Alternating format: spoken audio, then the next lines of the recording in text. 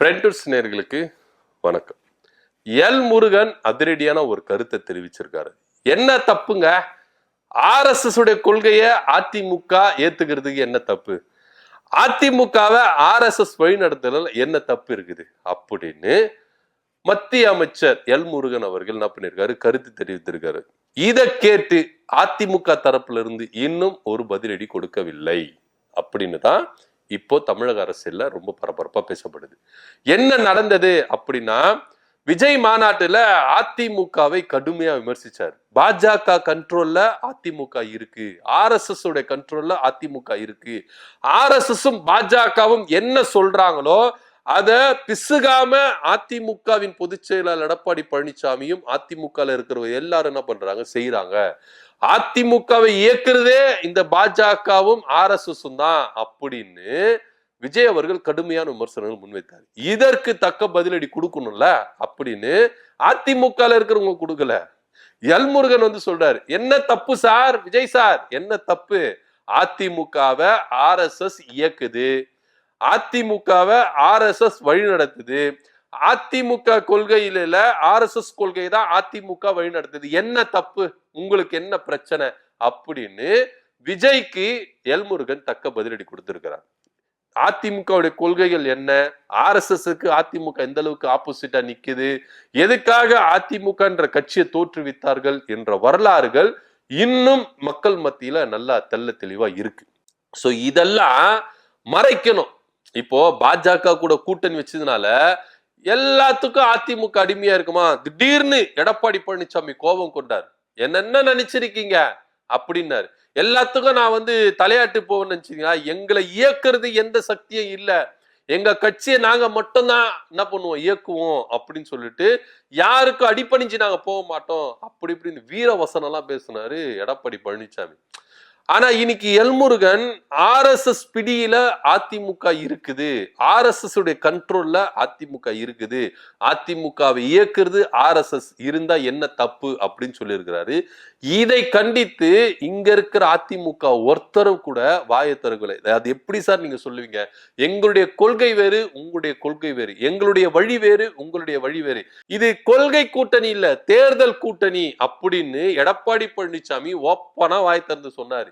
ஆனா இங்க திமுக கூட்டணியில இருக்கிறவங்க கொள்கை கூட்டணி. அதனாலதான் நீங்க எப்பேற்பட்ட ஒரு வெடி போட்டாலும் இங்க திமுக கூட்டணி செதறாம இருக்குது.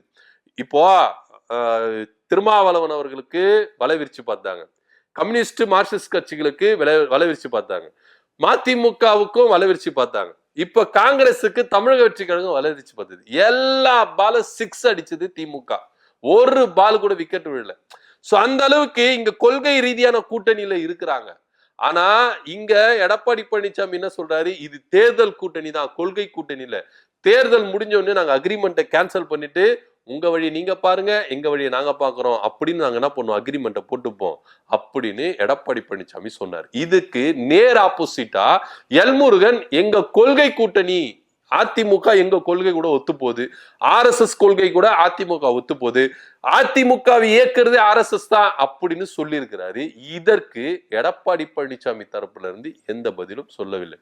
சோ ஒருவேளை எல்லாரும் பயப்படுற மாதிரி சொல்லிக்கிட்டு தான் இருக்கிறோம், அதிமுகவை பாஜக விழுங்கிட்டு வருது, அதிமுகவை பாஜக கரைச்சிட்டு வருது, அதிமுகன்ற ஒரு கட்சியே இல்லாம பாஜக கூட நினைச்சிட்டு சொல்லிக்கிட்டு தான் வரோம், இது நடந்துருமோ அப்படின்ற ஒரு அச்சம் எல்லார் மத்தியில இருக்கு. ஏன்னா எல்லாருக்குமே அதிமுக மேல கடுமையான விமர்சனங்கள் இருக்கலாம், எல்லாருக்குமே எடப்பாடி பழனிசாமி மேல விமர்சனங்கள் இருக்கலாம். ஆனா அதிமுகன்ற ஒரு கட்சி காணாமல் போனா அது யாராலும் பொறுத்துக்க முடியாது. திருமாவளவன் கூட பாசத்தால சொன்னார்.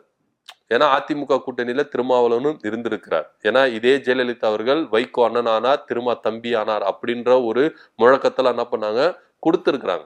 சோ இப்படியா இருக்கும் பொழுது அந்த அதிமுக கட்சி மேல இருக்கிற பாசத்தினால நான் என்ன பண்றேன், அட்வைஸ் பண்றேன் அப்படின்னு எடப்பாடி பழனிசாமிக்கும் அதிமுகவுக்கும் சொன்னார். நிறைய கட்சிகள், திமுகவுக்கே அந்த பாசம் இருக்குங்க. இங்க தமிழ்நாட்டுல திராவிட கட்சிகள் தான் ஆட்சி செய்யணும், அது திமுக இருந்தாலும் அதிமுக இருந்தாலும் மாறி மாறி தான் ஆட்சி செய்யணும் அப்படின்ற ஒரு நிலைப்பாட்டுல திமுகவே இருக்கு.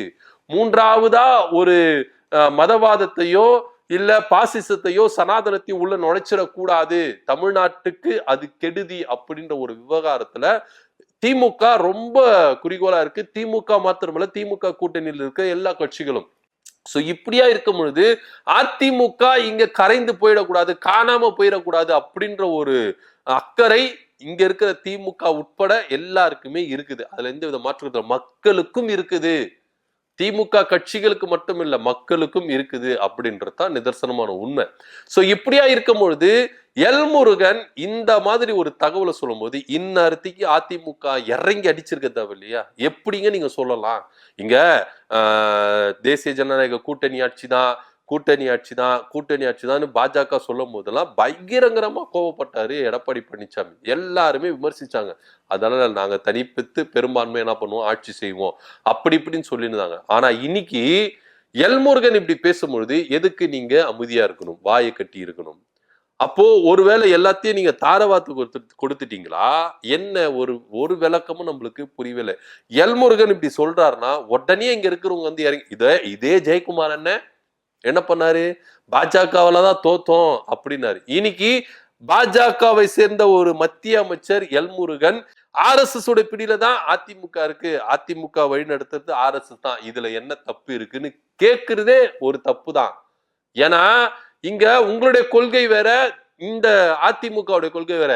அதிமுகவை எம்ஜிஆர் எதிர்க்கு தோற்றுவித்தார், திமுகவை எதிர்த்து அரசியல் செய்யணும் அப்படின்ற ஒரு விஷயத்துக்காக தான்.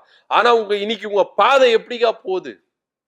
நீங்க ஜெயிக்கணும், அதிகாரத்துக்கு வரணும், பதவியை பிடிக்கணும் அப்படின்ற ஒற்றை காரணத்துக்காக உங்களுடைய தன்மானத்தையும் உங்களுடைய கொள்கையையும் உங்களுடைய கட்சி தலைவர்கள் தொடங்கின இந்த தலைவர்களையும் இழிவுபடுத்துற விதமா தான் நீங்க என்ன பண்றீங்க, செய்யறீங்க. முருகன் மாநாடுல இதே அறிஞர் அண்ணாவையும் பெரியாரையும் எந்த அளவுக்கு இழிவுபடுத்தினாங்க. அப்பவும் இவங்க என்ன பண்ணல, கண்டித்து ஒரு வார்த்தை பேசல. எல்லா விமர்சனங்கள் முன்வைக்கும் பொழுது ஒரு சாஃப்டான டீலா தான் என்ன பண்ணாங்க, விமர்சனம் முன்வைத்தாங்க. எடப்பாடி பழனிசாமியோ இல்ல மற்ற அமைச்சர்களோ பாஜகவை கடுமையா விமர்சிச்சாங்களா? இல்லவே இல்லை. அது மாத்திரம் இல்லாம தொடர்ந்து அதிமுகவையும் அதிமுக பொதுச் செயலாளரையும் இழிவுபடுத்திட்டே இருக்கிறாங்க. ஆனா இங்க எடப்பாடி பழனிசாமி மௌனம் காக்கிறார். இன்னைக்கு எல்முருகன் இது மாதிரி சொல்றாரு, நாளைக்கு இதை ஆதரித்து ஒரேடியா பாஜக கூட போயிட்டு சேர்ந்துட்டா எடப்பாடி பழனிசாமி என்ன பண்ணுவார் அப்படின்னு. அப்போ உங்களை ஒரு எதிர்கட்சி தலைவரா நம்பி உங்களுக்கான ஒரு மக்கள் என்ன பண்ணிருக்காங்க, ஓட்டு போட்டிருக்காங்க. இது எல்லாத்தையும் நொறுக்கிற விதமா தானே எடப்பாடி பழனிசாமி இருக்கிறாரு. எப்படி சார் உங்க மேல நம்பிக்கை வரும்? உங்க மேல ஒரு நம்பிக்கை இருக்கிறதுனாலதான் இன்னைக்கு நீங்க எதிர்கட்சி தலைவரா இருக்கிறீங்க.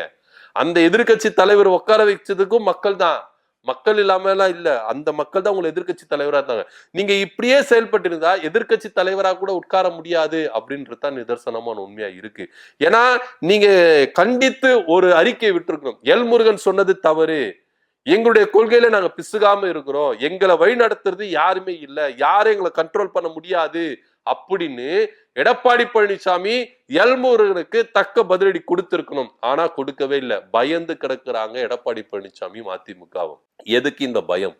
எதுக்கு உங்களுக்கு எல்முருகன் சொன்னதுக்கு ஒத்து போற மாதிரி தானே இருக்கு. நீங்க எதிர்த்து பதிலடி கொடுத்தீங்களா அப்படின்னா இல்லவே இல்லை அப்படின்றதுதான் நிதர்சனமான உண்மையா இருக்கு. இப்படியே போயிட்டு இருந்தா எல்லாரும் பயப்படுற மாதிரி பேசிட்டு இருக்கிற மாதிரி பாஜக கூட அதிமுக போய் ஐக்கியம் ஆயிடும் அப்படின்றதுதான் பார்க்கப்படுது. என்ன நடக்குது அப்படின்ற பொறுத்து இருந்து பார்க்கலாம். சோ அதிமுக என்ற ஒரு பெருங்கட்சியை RSS இயக்கி கொண்டிருக்கு, RSS கண்ட்ரோல்ல அதிமுக இருக்குது, இதுல என்ன தப்பு அப்படின்னு எல்முருகன் சொல்லியிருக்கிறாரு. இதற்கு இங்க அதிமுக தரப்புல இருந்து எந்தவித பதிலடி விமர்சனமும் கொடுக்கவில்லை. இதை பத்தி உங்களோட கருத்து என்ன அப்படின்றது கீழே கமெண்ட் பண்ணுங்க. நன்றி, வணக்கம்.